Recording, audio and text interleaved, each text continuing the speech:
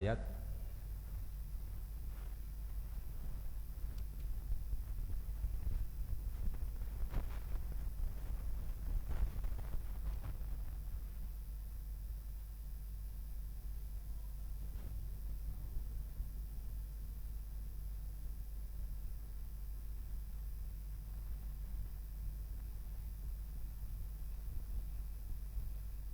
ya, surah Al-Baqarah ayat 60 dan seterusnya.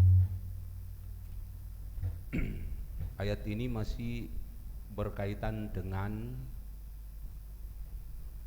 sikap Bani Israel dalam hal menyikapi nikmat Allah yang begitu besar kepada mereka, meskipun nikmat itu tidak pernah diberikan oleh umat sebelum mereka. Dalam ayat ini masih lanjutan dari ayat sebelumnya terkait dengan sifat-sifat mereka dalam hal menyikapi nikmat yang begitu besar dari Allah, meskipun setelah mereka mengingkari nikmat Allah tersebut, justru Allah lebih banyak memberikan maaf ampunan atas kesalahan dari yang mereka perbuat.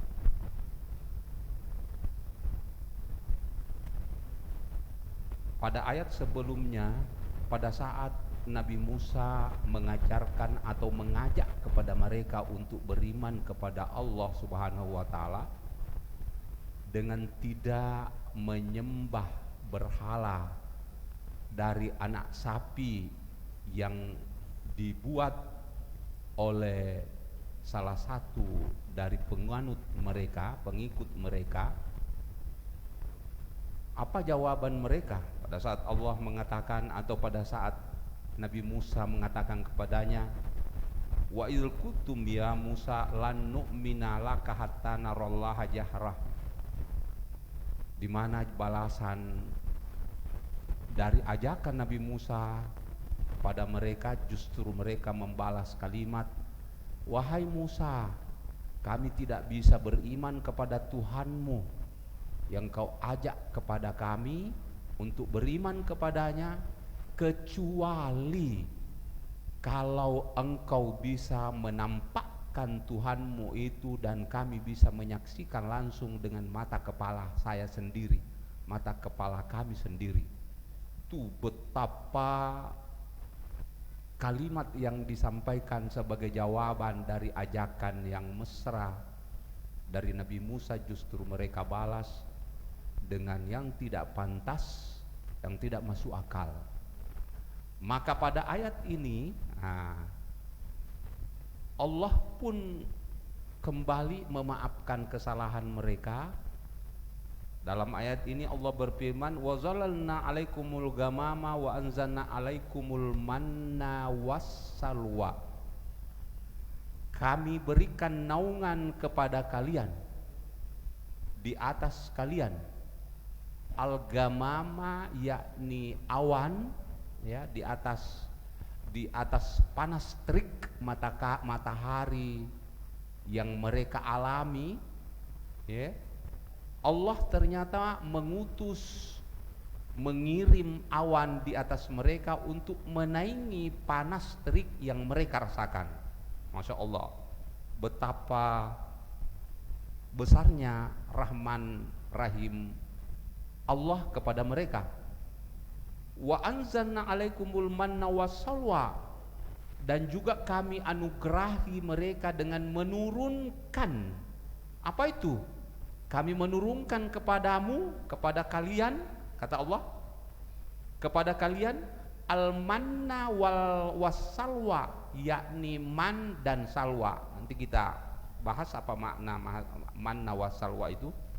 Kulu, maka konsumsilah, min thayyibati, dari apa yang baik, marazaqnakum, yang kami rezekikan kepada kalian, wa ma zalamuna, mereka tidak mungkin menganiaya kami, menzolimi kami, walakin kanu ampusahum yazlimun, akan tetapi justru merekalah yang menzalimi, membodohi dirinya sendiri. Kenapa? Karena apa yang mereka lakukan itu dampaknya kembali kepada dirinya. Mari kita lihat ayat ini kaitannya dengan ayat-ayat yang lain yang berhubungan dengan kisah yang disampaikan oleh Allah dalam surah Al-Baqarah ini. Dalam surah Al-Maidah, ya, dalam surah Al-Maidah Allah berfirman sebelum Allah menurunkan awan kepada mereka sebagai pelindung dari panas terik matahari. Kalau Rob pada saat Nabi Musa, mungkin Nabi Musa ini sudah sudah marah ya, tentu saja marah, tapi untuk menampakkan kemarahannya maka dia berdoa kepada Allah Subhanahu wa taala. Qala Rabb, ya Tuhanku, inni la amliku illa nafsi. Saya tidak bisa menguasai sesuatu illa nafsi, kecuali saya bisa menguasai diriku, wa akhi, dan saudaraku yakni Harun. Dalam artian saya tidak bisa menundukkan mereka umatku ya Bani Israel ini. Jadi karena itu ya Allah, jadi dia mengadu, Nabi Musa mengadu terhadap apa yang dilakukan oleh umatnya. Fafruk bainana, karena itu ya Allah, pisahkan kami, pisahkan kami dengan mereka, pisahkan antara kami dengan kaum al-fasikin, dengan mereka yang fasik. Itu permohonan Nabi Musa kepada Allah Subhanahu wa taala atas tindakan, atas kezoliman yang dilakukan oleh umatnya, bukan hanya 2-3 kali atau 10 kali, seterusnya. Setelah Allah memaafkan, ada lagi tingkahnya yang lebih besar dari itu. Allah kemudian Nabi Musa memohon kepada Allah supaya diampuni umatnya, ya kesalahannya diampuni lagi, buat lagi ulah yang lebih besar dari yang sebelumnya. Maka Allah menjawab permohonan Nabi Musa sebagaimana yang terlihat di dalam surah tadi, surah Al-Maidah ayat 25 dan dilanjutkan dengan 26. Apa kata Allah, firman Allah? Qala fa innaha muharramatun alaihim. Sesungguhnya memasuki Baitul Maqdis, atau sesungguhnya memasuki negara Palestina, ya Palestina.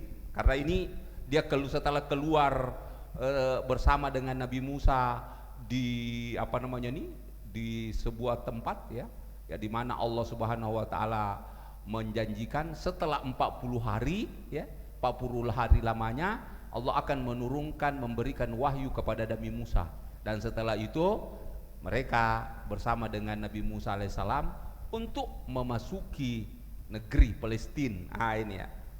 Tapi apa yang terjadi di dalam perjalanan itu ya, berbuat tingkah lagi, maka Nabi Musa memohon kepada Allah. Jawaban Allah apa? Qala Rabb, qala fa innaha muharramatun alaihim.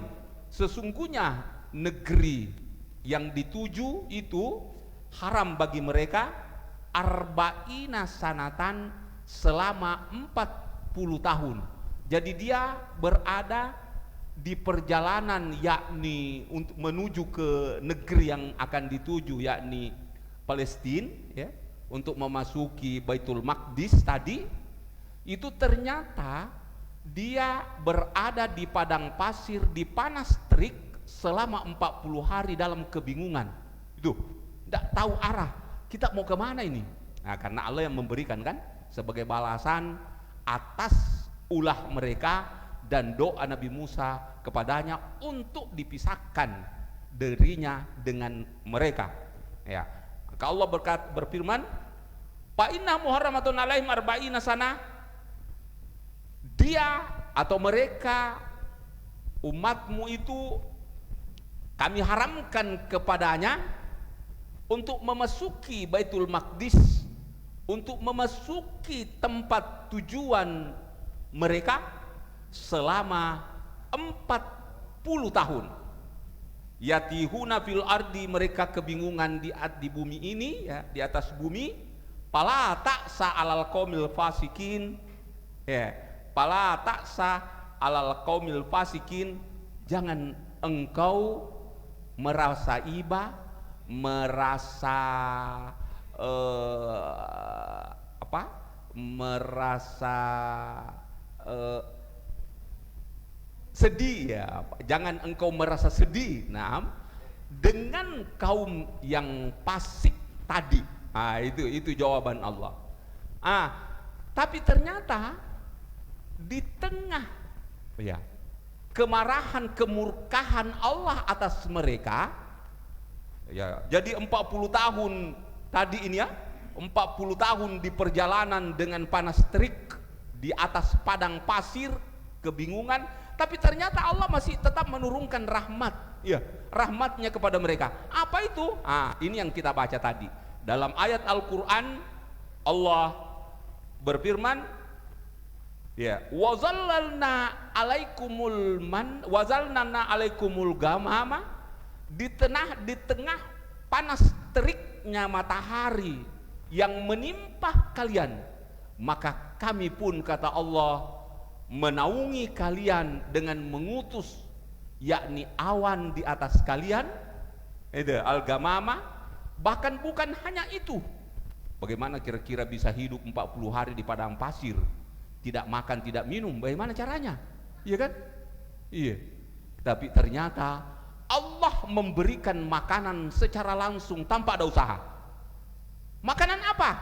Allah mengatakan, wa anzalna, kami berikan kepada mereka dengan menurunkannya, alaikum, kepada kalian, al-manna, yakni al-man, wassalwa, dan salwa. Oleh ulama tafsir, termasuk diantaranya adalah Wahbah, ya, bukan Wahbah, Profesor Doktor dari Mesir, ya. Beliau adalah ahli tafsir, ya, ahli tafsir, Mutawalli Sya'rawi, ya, Profesor Doktor Mutawalli Sya'rawi, ahli tafsir, ya. Beliau menafsirkan ayat ini dengan mengatakan yang dimaksud di sini dalam ayat al-man adalah bentuk butiran air yang turun dari langit pada saat di pagi hari terbitnya fajar. Butiran-butiran air itu melekat pada daun-daun daun-daun tangkai pohon yang di sekitar itu. Jadi rasanya almannya itu adalah kayak apa ya? Dalam tafsir di situ dikatakan dia rasanya seperti madu.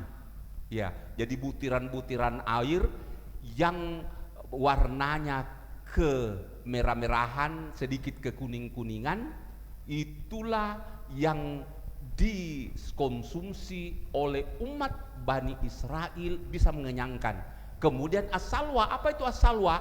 As-salwa adalah burung sebangsa burung as-salwa, ya. Yang burung-burung kecil, apa itu? Yang puyuh-puyuh, ya, seperti sebangsa burung puyuh, ya. Burung puyuh itu dengan sangat jinak, ya, dia terbang dari wilayah yang lain, kemudian masuk di daerah itu tadi yang ditempati kebingungan Bani Israel, dan bisa dikonsumsi. Kenapa? Oleh karena begitu jinaknya, namanya kan utusan Allah yang namanya pemberian Allah, jadi bisa ditangkap dan disembeli kemudian dikonsumsi oleh mereka yang kebingungan tadi. Masya Allah, betapa rahman rahimnya Allah kepada pendurhaka, pendosa terhadap Allah Subhanahu wa taala. Ini kata Allah Subhanahu wa taala, wa zalna alaikumul ghamama wa anzalna alaikumul manna wassalwa. Karena itu Allah melanjutkan dalam ayat, kulu, makanlah, konsumsilah, min thayyibati ma razaqnakum, dari yang baik-baik, ma razaqnakum, yang telah kami rezekikan, yang telah kami berikan kepada kalian. Ya, wa ma zalamuna, meskipun demikian, ya kan, apa yang mereka lakukan itu dalam bentuk kezaliman. Mereka mengatakan sebenarnya saya membodohi Nabi Musa ini ya, kutipu-tipu jadi Nabi Musa. Kalau Nabi Musa saya tipu, berarti saya juga tipu Tuhannya. Tapi Allah menjawab dari persangkaan buruk mereka kepada nabinya, kepada Allah bahkan, maka Allah menjawab, wa ma zalamuna, sebenarnya mereka tidak menganiaya kami, ya, mereka tidak membodoh-bodohi kami, walakin, akan tetapi, kanu ampusahum yazlimun, justru apa yang mereka lakukan ini sebagai tipuan, kata mereka ya, persangkaan bahwa mereka menipu Nabi Musa, mereka menipu kami, kata Allah, sebenarnya itu justru terbalik, justru dirinya lah yang mereka tipu. Kenapa? Oleh karena akibat atau sanksi ya dari apa yang mereka lakukan, maka Allah akan memberikan balasan terhadap apa yang telah mereka lakukan. Sehingga kalau begitu, apa yang mereka lakukan selama ini tidak ada sama sekali sedikit pun itu keburukannya akan berdampak kepada Nabi Musa dan kepada Allah, apalagi akan tetapi dampaknya akan kembali kepada dirinya, sebagaimana kata Allah, firman Allah, walakin kanu ampusahum yazlimun, akan tetapi pada hakikatnya merekalah yang menganiaya dirinya sendiri. Nah, selanjutnya dalam ayat selanjutnya, wa izkulna, ya ini lagi setelah 40 tahun ya, setelah 40 tahun kebingungan di dalam perjalanan menuju ke itu tadi, masuk ke negeri yakni Baitul Maqdis, Palestina. Ternyata Allah pun berfirman atau melanjutkan firman-Nya, wa izkulna, dan ingatlah ketika kami kembali menyampaikan firman kami kepada mereka, ya, udhulu hazihil qaryata, masuklah kalian, ya, kami izinkan kalian untuk memasuki kota Baitul Maqdis, ya, kota Palestina. Ini hazil qaryah, yakni Palestina. Fakulu minha haitsu syi'tum ragadan, ini, dan makanlah dari bumi Palestina haitsu syi'tum, yang engkau inginkan, apapun yang kalian inginkan, itu kata Allah. Jadi Allah memberikan izin, memberikan restu kepada mereka untuk kembali kepada tempat, ya, kediamannya semula, ya, tempatnya semula yang dia rindukan, ya, yang dia rindukan, untuk kembali ke kampung halaman, ya. Kemudian Allah mengatakan, oke, Anda bebas mengkonsumsi apa saja yang Anda inginkan setelah di dalam perjalanan kalian. Wadkhulul baba sujada, tapi ada syaratnya, masukilah kampung halaman kalian atau Baitul Maqdis, ya, atau dengan kata lain Palestina itu al-baba sujada, yakni dengan tunduk, atau dalam ayat ini sujada, yakni menghormat, tentu saja sujada, bersujud, ya. Wakulu hittah, dan katakanlah pada saat Anda memasuki pintu gerbang, ya, pintu gerbang yang besar itu, katakanlah hittah. Itu hittah, yakni ya, ini adalah apa, singkatan yang memiliki makna, yakni ya Allah, ampunilah dosa-dosa kami yang telah lalu. Jadi kata hittah itu sebenarnya adalah istilah yang memiliki makna sebagai doa untuk mendapatkan ampunan Allah Subhanahu wa taala. Ya, waqulu, wahai Bani Israel, katakanlah pada saat kalian memasuki pintu gerbang, ya, kota Maqdis, Baitul Maqdis, maka katakanlah dengan kalimat hittatun, ya Allah, ampunilah kesalahan dan dosa kami yang telah lalu. Naufir lakum, setelah kalian mengucapkan kalimat itu pada saat kalian memasuki kota suci, naufir lakum, pasti kami akan mengampuni dosa kalian. Itu janji Allah kepada mereka. Ya, nafir lakum khatoyakum, kami pasti mengampuni kesalahan-kesalahan atau dosa-dosa kalian. Akan tetapi,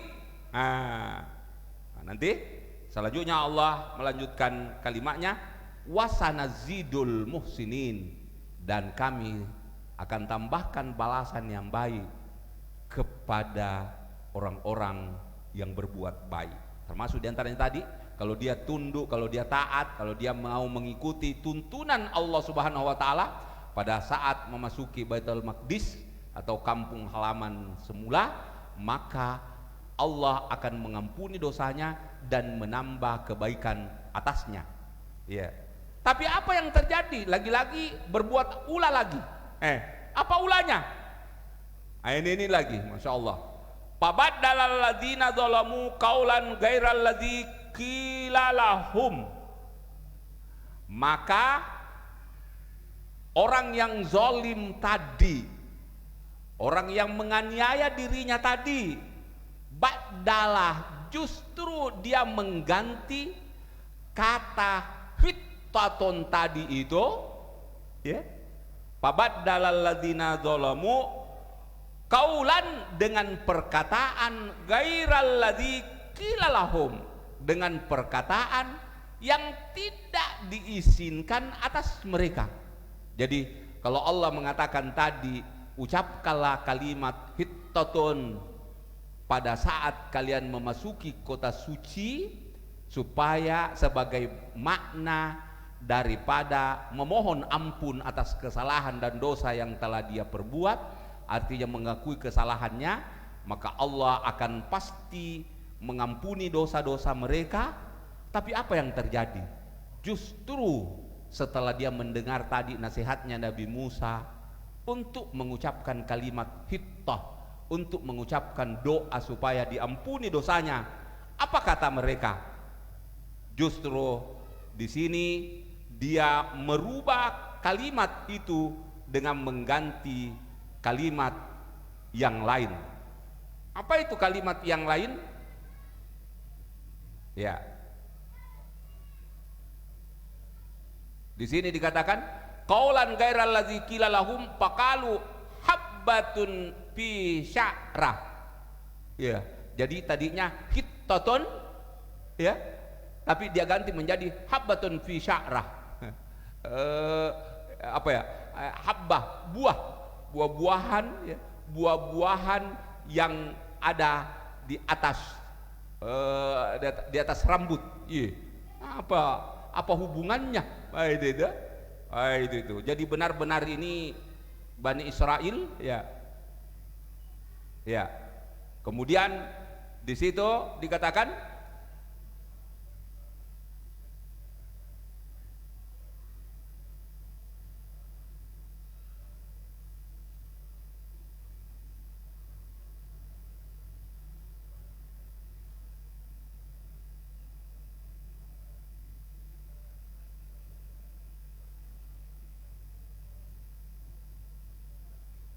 Ya.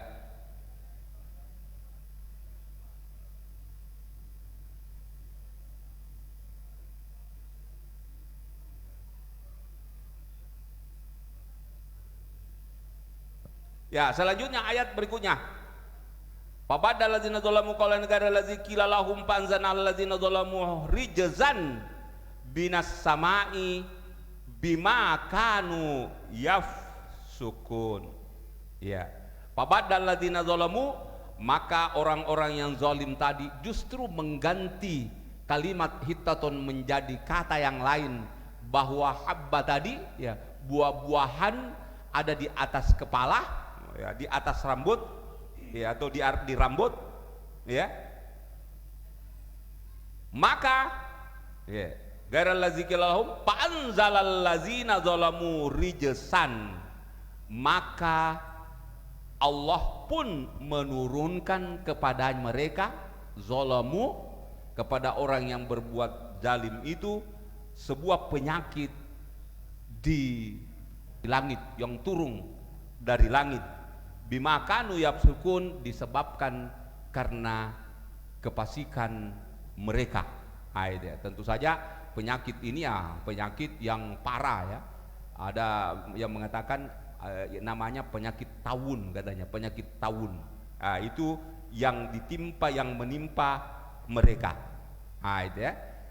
Selanjutnya dalam ayat berikut, wa izis tasqa Musa. Ini lagi-lagi Nabi Musa kembali memohon, memohon lagi untuk umatnya. Jadi setelah berdosa, dimaafkan lagi oleh Allah atas dosanya karena perantara Nabi Musa yang selalu memohon kepada Allah Subhanahu wa taala untuk dimaafkan, ya, meskipun mereka tidak mengikuti tuntunan yang diberikan oleh nabinya, ya. Maka dalam ayat ini Allah melanjutkan firman-Nya, wa izistasqa, dan ingatlah ketika istasqa Musa, ketika Nabi Musa memohon atau meminta air, ya, jadi dia minta air. Wa istasqa Musa liqaumihi, dan ingatlah ketika Nabi Musa meminta air minum liqaumihi untuk umatnya.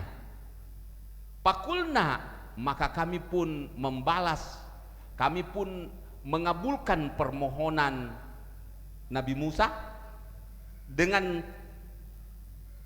apa? Yakni dengan mengatakan, Allah mengatakan pakulna, untuk mendapatkan yang Anda inginkan wahai Musa, idrib bi asaqal hajar. Jadi ini salah satu keistimewaan dari beberapa keistimewaan tongkat yang dimiliki oleh Nabi Musa, ya kan? Salah satu diantaranya kan bisa membelah laut, bisa menutupi laut yang sudah terbelah. Tapi dalam ayat ini juga dengan mukjizat yang dimiliki oleh tongkat yang ada pada tangan Nabi Musa, bisa memancarkan air dari batu, ya, dari dalam batu. Di sini dikatakan fakulna idrib bi asaqal hajar. Kami pun berfirman kepada Nabi Musa, idrib, pukulkanlah, bi asaqal hajar, tongkatmu di atas batu, pampajarat minhu, setelah tongkat mengenai batu itu tadi, ternyata batu itu langsung terbelah menjadi 12, ya, 12 pue, ya, 12 meluncur, dan setiap belahan itu memancarkan air yang keluar dari batu itu tadi.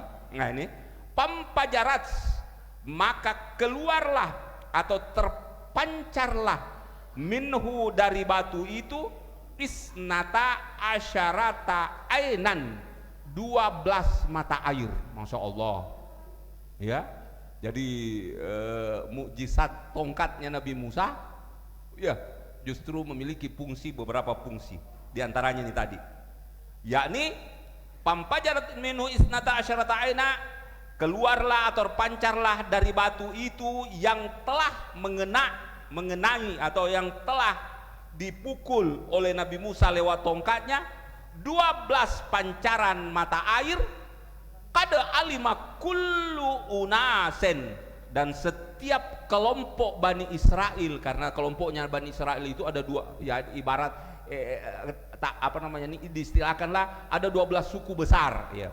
Ada 12 suku besar Bani Israel, itulah memancarkan tadi dari batu itu 12 mata air untuk setiap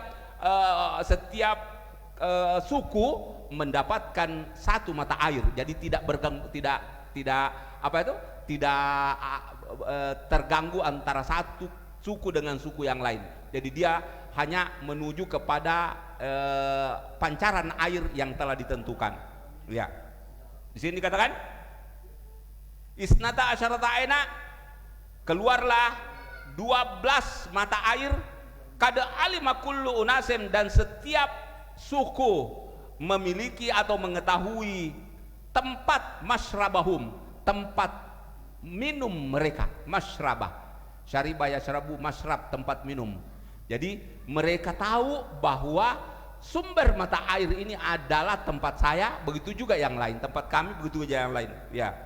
Kemudian di sana kembali Allah memerintahkan kulu washrabu, kembali makan dan minumlah min rizqillahi, dari rezeki Allah, wala ini lagi-lagi Allah memperingatkan kepada mereka, wala ta'sau, jangan sekali-kali membuat ulah fil ardi, di atas bumi, mufsidin, dalam keadaan merusak alam itu sendiri. Yaitu jadi apa yang Allah berikan kepada mereka tadi, ya, dengan masya Allah, ya, betapa banyaknya, betapa besarnya nikmat Allah, justru satu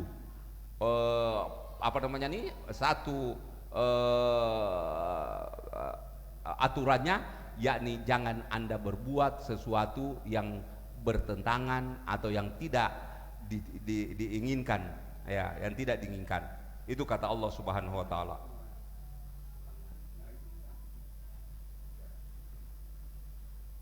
Ya.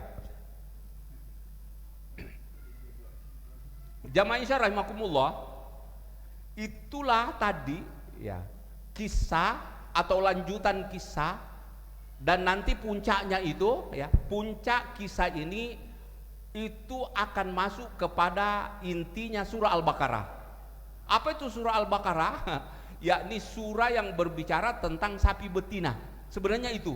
Jadi inilah yang akan mengantarkan kita masuk kepada kisah inti dalam surah Al-Baqarah, yakni sapi betina yang diperintahkan oleh Allah Subhanahu wa taala untuk disembeli demi memperlihatkan kekuasaan Allah, ya, bahwa orang mati bisa Allah hidupkan kembali dengan mukjizat yang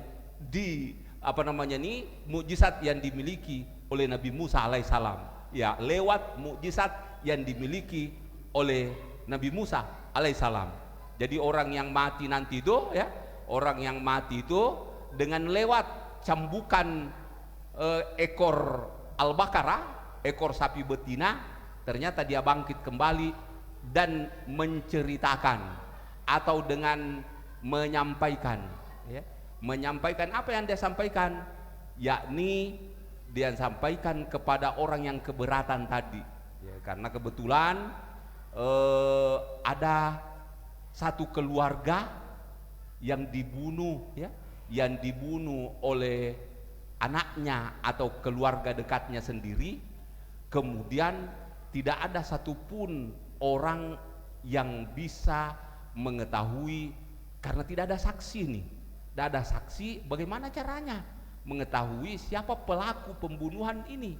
Maka dia pun pura-pura, ya, itu termasuk diantaranya yang membunuh itu, pura-pura menghadap kepada Musa, Nabi Musa alaihissalam, untuk meminta arahan meminta penjelasan, pasti Nabi Musa tahu. Tapi ternyata Nabi Musa bertanya kepada Allah, salah satu di antara jawabannya, dia harus menyembeli seekor hewan atau dengan kata lain sapi betina, dan lewat sapi betina itulah nanti yang akan Allah tampakkan kekuasaannya, ya, dan Allah akan memperlihatkan atau akan mengungkapkan bahwa si pembunuh itu adalah ini, ya. Masya Allah, itu nanti yang akan kita masuki berhubungan dengan ayat-ayat ini, kaitannya dengan sikap sifat Bani Israel terhadap nabinya,